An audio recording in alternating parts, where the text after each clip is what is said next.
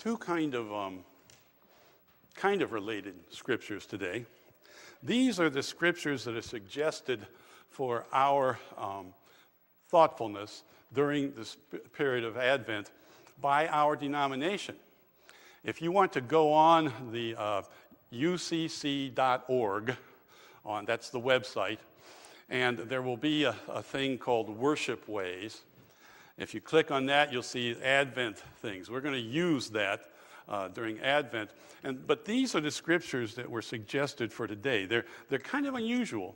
I'm not going to say that they go exactly together, but you've heard them before.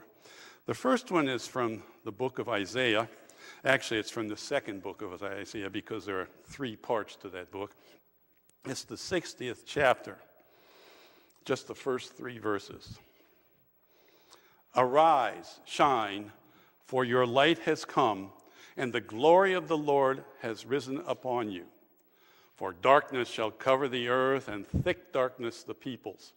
But the Lord will arise upon you, and the Lord's glory will appear over you. Nations shall come to your light, and kings to the brightness of your dawn. And then from the Gospel of Luke, just 2 verses, from the 21st chapter, verses 25 and 26. Now, this is one of the few times in the Gospels that there is apocalyptic talk, the end of time, the coming of the end of time, and a new version of the earth. Just 2 short verses. There will be signs in the sun, the moon, and the stars, and on the earth distress among nations, confused by the roaring of the sea and the waves. People will faint from fear and foreboding of what is coming upon the world, for the powers of the heavens will be shaken. Then they shall see the Son of Man coming in a cloud with power and great glory. Now, when these things begin to take place, stand up and raise your heads, because your redemption is drawing near. Here ends the reading of Scripture. May God grant its meaning to our hearts and to our minds. Now, if the proverbial Martian had come to Earth, only those who are as old as I am know what the proverbial Martian is. But it's, you think that if a Martian came to Earth and studied us for a while, they would want to know everything we could tell that proverbial Martian. Well, anyway, doesn't matter who you are the last person on Earth that can speak to the Martian, okay? You going along with me? And you've only got a few minutes, says the Martian. You've got to get on the spaceship and go back. What's this thing called hope? I keep hearing it all the time. What is it? Like, do you hope for something? What would you say? What? Is it possible to hope for something? It is? Like what? How about chocolate cake?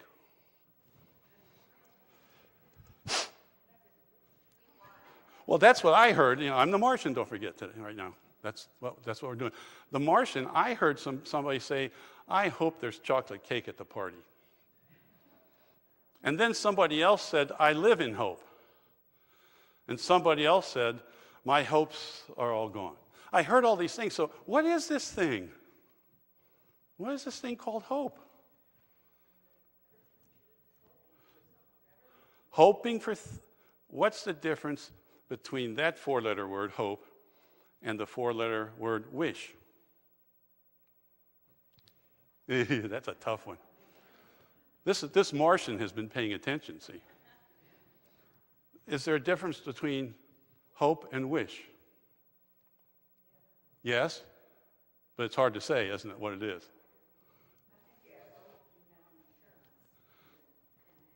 Assurance that something can happen with hope. Okay. Certain about something. Okay. Okay, what's something you hope for then?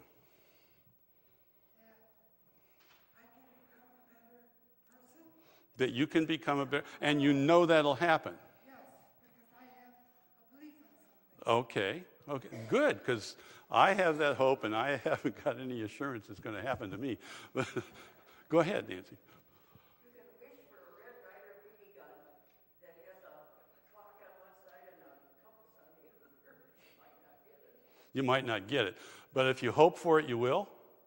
No, that's why hope is different. Hope's different, but sometimes it's. Continuation, whereas the Red Ryder BB gun is not. Yeah, and it's going to be over. If you get it, it's over. Yeah. What are some of the things that we traditionally in the church say that we hope for? Peace, joy, justice, love everybody. Okay, what else do we hope for? What did the earliest Christians specifically hope for? Well, yeah, to stay alive. There's a good one, yeah. That's true. But something that they actually talked about, the second coming of Christ. They didn't realize that Easter was the second coming of Christ, Christmas being the first. So, but we tend to use the word hope in our language, in English anyway, or should I call it American. We tend to use the word hope interchangeably with the word wish. The problem with that is that, isn't that beautiful up there? Sorry, you just amaze me every year when you make these things. Yeah, it's big. But seriously, we don't want to say that we could put wish up there instead, do we? So let's talk a little bit more about hope. I like to use the word hopefulness rather than the word hope because, see, hopefulness is a lifestyle, or it can be, I mean.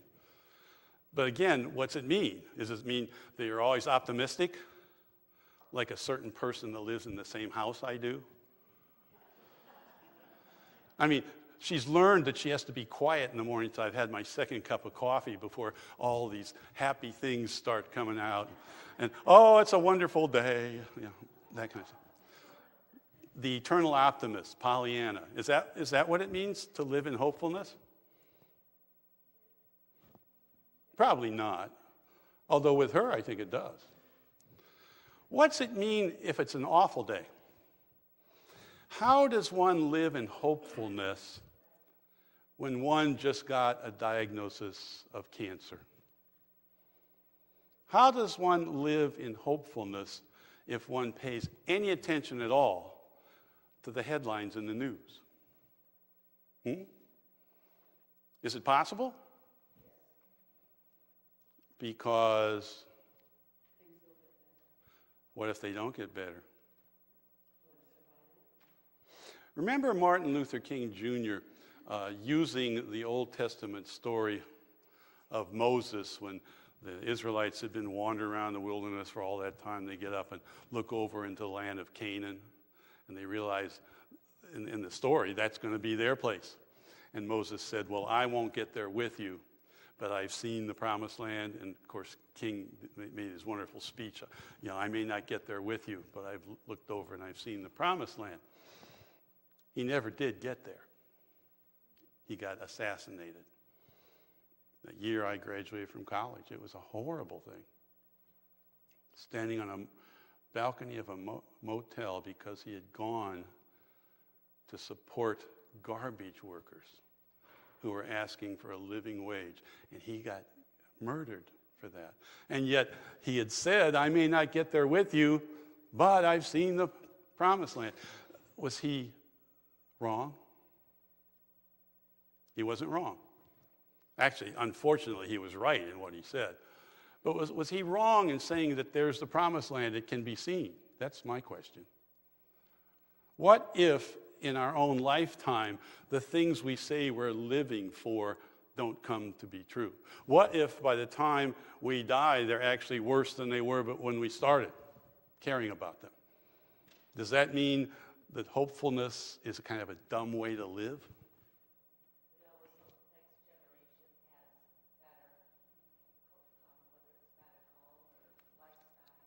So our hope would be in the next generation.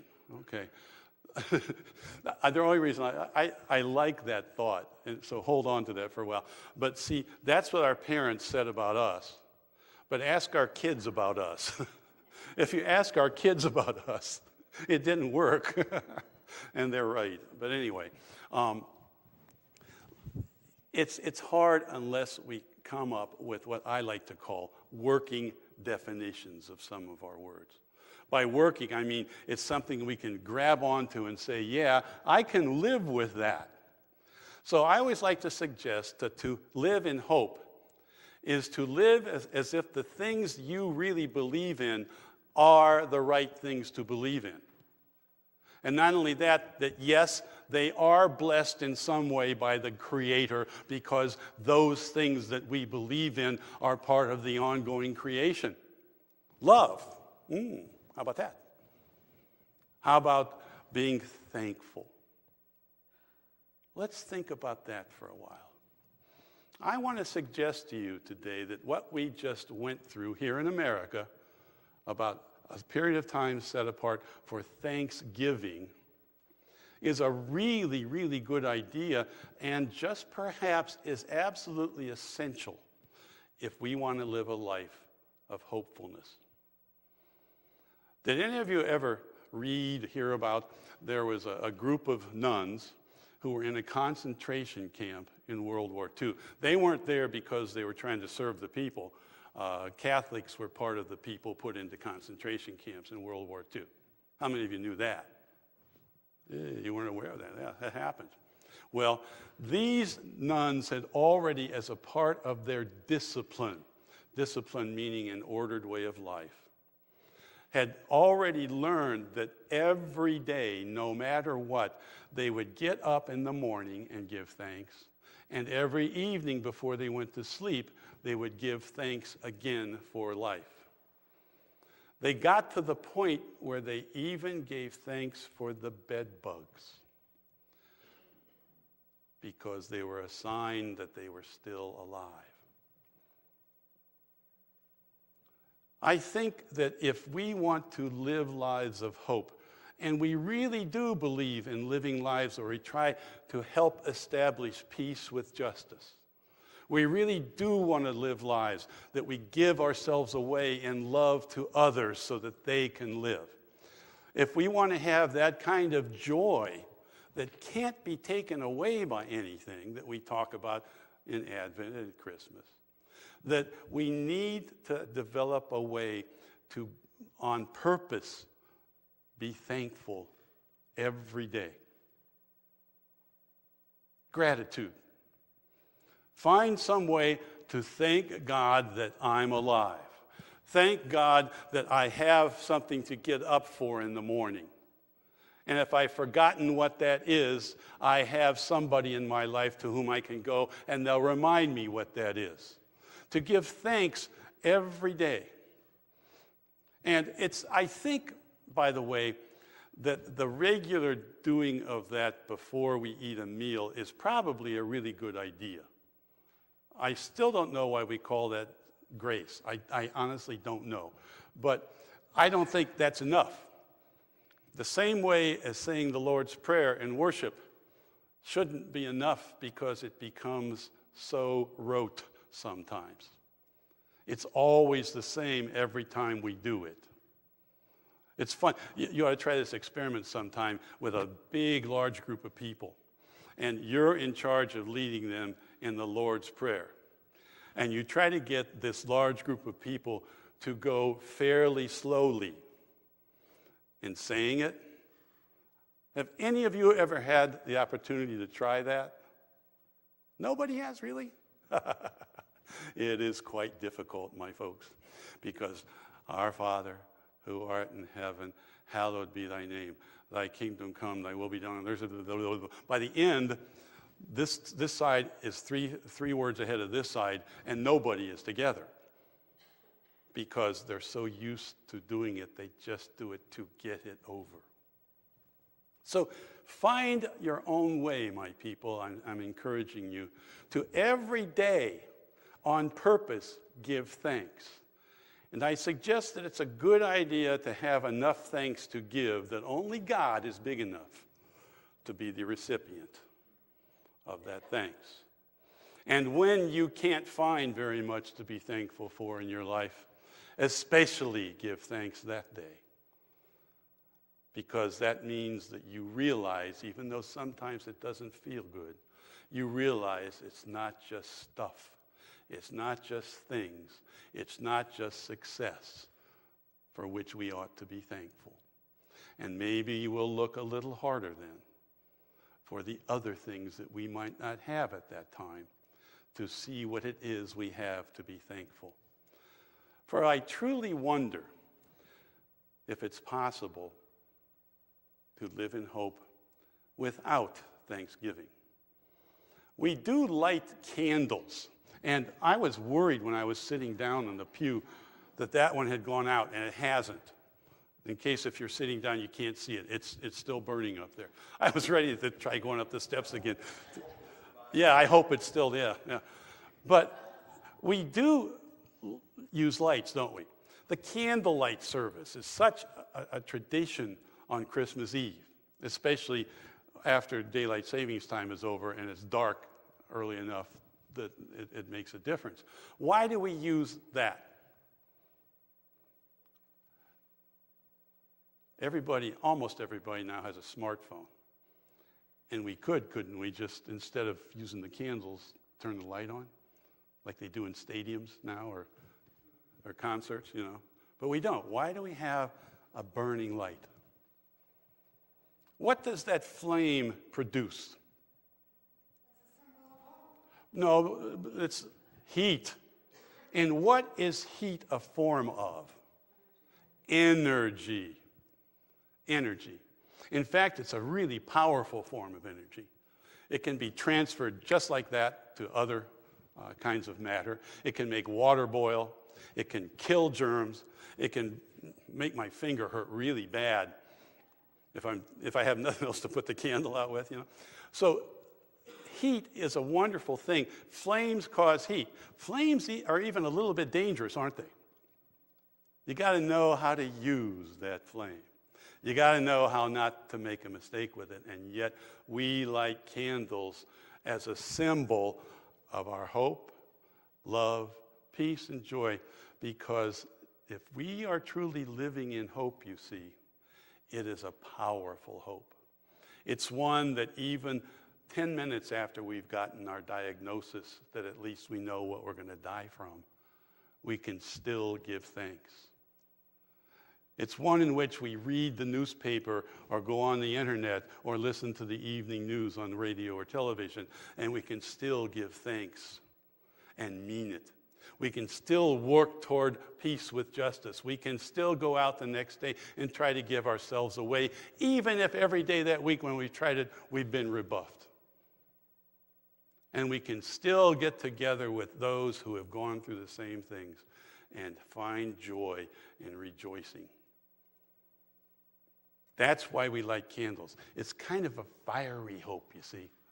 Just like it's going to be a fiery love, a fiery peace, a powerful one, and fiery joy that we're looking for.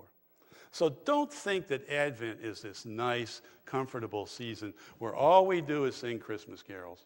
And, oh, by the way, we don't very much in Advent. But anyway, it's just this nice, warm, fuzzy feeling. It's that little fire in the gut. That's what it is. It's hope that can't be dashed. It's a style of life that always gets up the next day to go forward in faithfulness, no matter what. Those with ears to hear, let them hear what the Spirit is saying to the churches. Amen.